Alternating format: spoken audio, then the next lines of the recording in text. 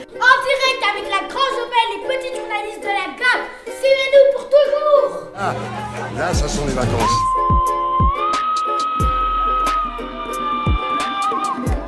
Le village d'été, en fait, c'est la réunion des associations de proximité des quartiers prioritaires du 10e arrondissement, Grand Jaubel, Buisson-Saint-Louis, Sainte-Marthe et les Portes, pour accueillir les habitants, les familles, les jeunes, mais aussi la petite enfance, dans ce lieu de loisirs, de détente. Ce ne sera pas un lieu où on travaille, ce ne sera pas un lieu scolaire, mais qui sera, pour cet été, ce collège, un lieu de détente.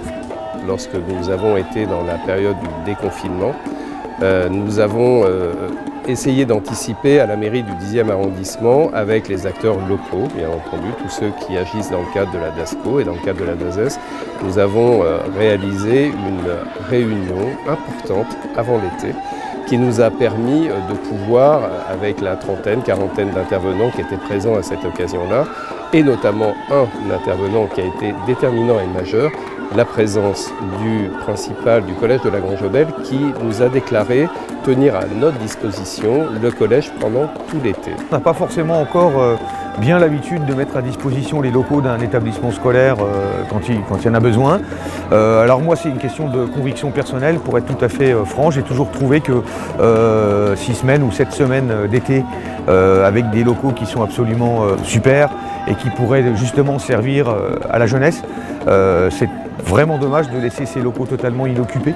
Malheureusement, les conditions sanitaires et le fait qu'un grand nombre d'enfants ne puissent pas partir en vacances cet été a fait que les initiatives de la mairie de Paris, les initiatives des associations locales, tout ça, j'allais dire, coordonné et mélangé. Quand on met tout ça bout à bout, ça permettait justement à tous ces enfants de pouvoir quand même avoir un certain nombre d'activités proposées durant l'été. Et cette année, plus que sans doute aucune autre, ça avait une importance fondamentale. À la Grande Jaubel, il y a pas dans la place, le roi des X, tout locataire. Le rôle des deux centres sociaux a été vraiment très important puisqu'ils ont porté peut-être plus que d'autres ce projet, hein, en prenant voilà, une assurance spéciale, en signant une convention avec le collège, mais leur activité de mettre ensemble les autres partenaires et de travailler avec eux était vraiment quelque chose, je pense, de très innovant. Et aussi l'idée, c'est que ça puisse créer peut-être un modèle, hein, et qu'on puisse, avec l'éducation nationale, peut-être concevoir ce type d'activité.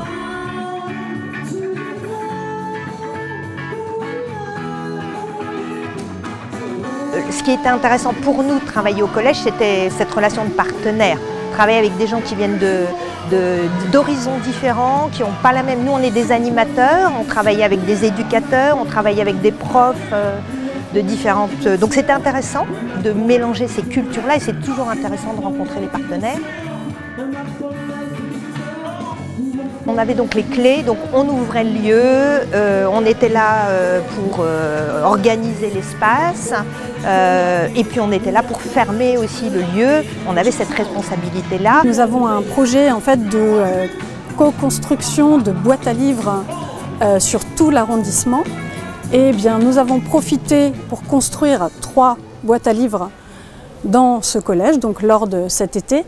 C'était très intéressant de travailler avec les enfants et de leur apprendre à construire cette boîte qu'ils retrouveront par la suite dans l'espace public et je l'espère qu'ils leur donneront envie du coup de faire vivre cette boîte pour aller chercher des livres, en ramener, etc.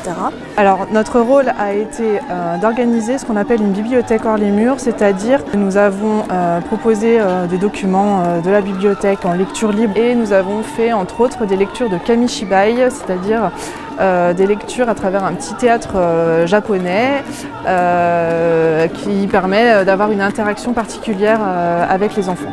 Comme on s'est occupé du nettoyage avant et après les activités tout au long du collège. Et donc ce sont des parents d'élèves finalement qui sont venus faire le nettoyage. Et là c'était super intéressant de les faire entrer dans le collège dans un esprit plutôt positif et de loisirs et en plus de travail, donc quelque chose de valorisant. Alors la Fabrique du Son, ce sont des ateliers d'éducation à la radio et au son.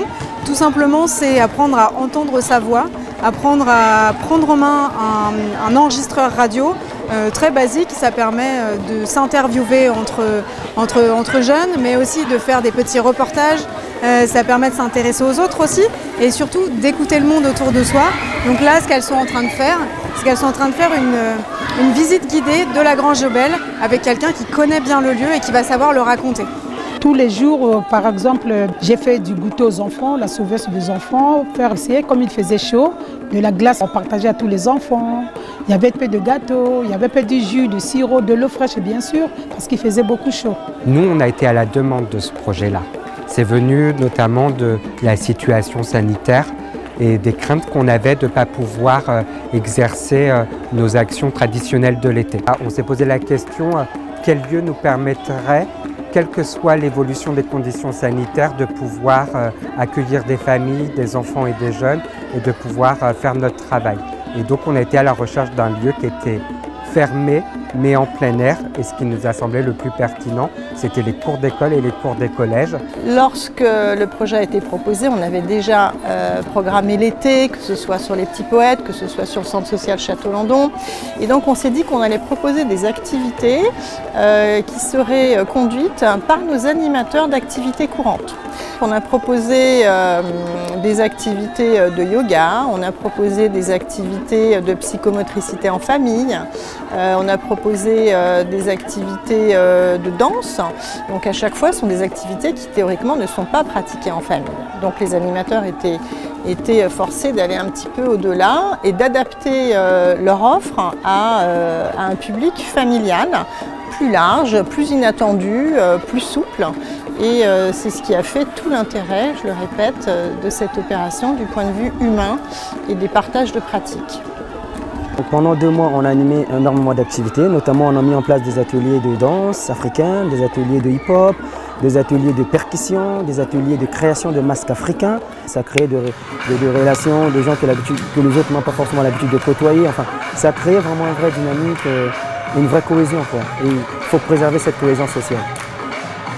C'est pour ça que c'est tout l'intérêt justement de cette cour, parce que vu la manière dont elle est conçue et tout, justement quand on rentre, ça donne l'impression qu'on est dans un amphithéâtre. Oui, alors ça permet effectivement peut-être de lever quelques appréhensions sur ce qu'on peut penser de tel ou tel établissement scolaire ou tel collège. Moi, j'ai jamais considéré qu'un établissement scolaire était un lieu qui devait représenter autre chose qu'un lieu d'apprentissage. Et encore une fois, l'école, le collège, c'est un lieu ouvert au public. Donc par principe, cette espèce d'étanchéité qui a été de mise pendant très longtemps, moi je pense qu'elle n'a plus lieu d'être vraiment. Ce lieu est rassurant, les familles l'ont bien compris aussi, l'ont parfois découvert d'ailleurs sous un angle différent, parce que bien souvent le déplacement au collège est synonyme de soit difficulté, soit de rencontre avec les enseignants, et que du coup nous avons là profité de ces circonstances pour faire découvrir un environnement qu'ils n'imaginaient peut-être pas et qui pouvait effectivement être cet environnement proposé à leurs enfants notamment tout au long de l'année, qui est un peu différent de l'image qu'ils s'en font. Et puis on a élargi, et c'est en cela que c'est nouveau, on a élargi aussi dans cette convention de prêt de locaux aux structures associatives de quartier qui, eux, étaient plutôt en recherche de lieux centralisés où ils allaient pouvoir réunir tout le monde et voilà, brasser les populations sans distinction d'origine, sans distinction d'appartenance sociale. Le collège était véritablement mis à la disposition de tous les habitants du quartier, de la mairie du 10e. Et en cela, le projet étant multi-partenarial, il était foncièrement différent de ce qu'on fait d'habitude. D'habitude, c'est un peu plus cloisonné. Là, c'était vraiment très ouvert. Les jeunes avec lesquels nous travaillons, qui sont très éloignés de l'institution scolaire, du collège, et toutes ces familles aussi qui sont isolées dans les hôtels sociaux, bénéficiaires des distributions alimentaires des Restos du Cœur, ont pu se réunir à l'intérieur de la cour du collège et partager des temps conviviaux, créer du lien et rencontrer aussi, ce qui était important pour nous, rencontrer de nouvelles structures sur lesquelles nous pourrons à l'avenir les orienter. Alors nous avons proposé un café, un peu un bar à jus, C'est ce qui nous a permis de rentrer aussi en contact avec des familles, avec des jeunes. Et nous avons aussi fait venir, parce que nous avons aussi un partenariat avec les Restos du Cœur, avec les familles les plus en précarité, bénéficiaires des distributions alimentaires, avec lesquelles nous avons travaillé, que nous avons fait venir aussi dans ce collège sur des activités de loisirs, ces familles sont malheureusement confinées dans les hôtels sociaux de l'arrondissement. Il fallait tout très vite prendre la décision de mutualiser les forces, de travailler ensemble avec des acteurs qui, même s'ils étaient nombreux sur le territoire, n'avaient pas forcément cette habitude de travailler ensemble. Mais là, dans ce qui ressort, vu la rapidité avec laquelle ce projet a été monté et ce qu'il ressort là à la fin de l'été, c'est que dans l'ensemble, c'était une très belle expérience pour tous. Il y a des anecdotes pour des enfants, pour des parents qui sont vraiment très riches, très belles. Mon rôle, c'était l'accueil, j'étais agent d'accueil. Ça m'a permis de rencontrer plein de familles. Certaines familles, ils sont partis avec nous en séjour. Ah ouais, c'était trop bien, c'était génial. J'ai rencontré des jeunes adultes qui, passant devant leur collège, dans la rue, voyaient que c'était ouvert, ils sont rentrés, ils étaient très touchés et c'était très touchant de les voir s'exprimer autour de ce collège qui représentait tellement de choses pour eux et qui retrouvaient peut-être 10 ans après. Il y en a certains même qui sont venus avec leurs enfants, d'autres avec des copains. Et ils étaient extrêmement émus de revenir dans leur collège et de le voir avec des yeux de grands. J'étais au collège avant quand j'étais petit. C'est Jean, c'est celui qui est dans l'association, la JAB, qui entoure le quartier du 10e. Et nous, avec mes copains, on le connaît depuis petit un peu. Et donc on fait quelques projets ensemble. Quand on a quelque chose, on lui demande. Voilà, il entoure l'association et bon, là, on fait un projet avec lui. Là.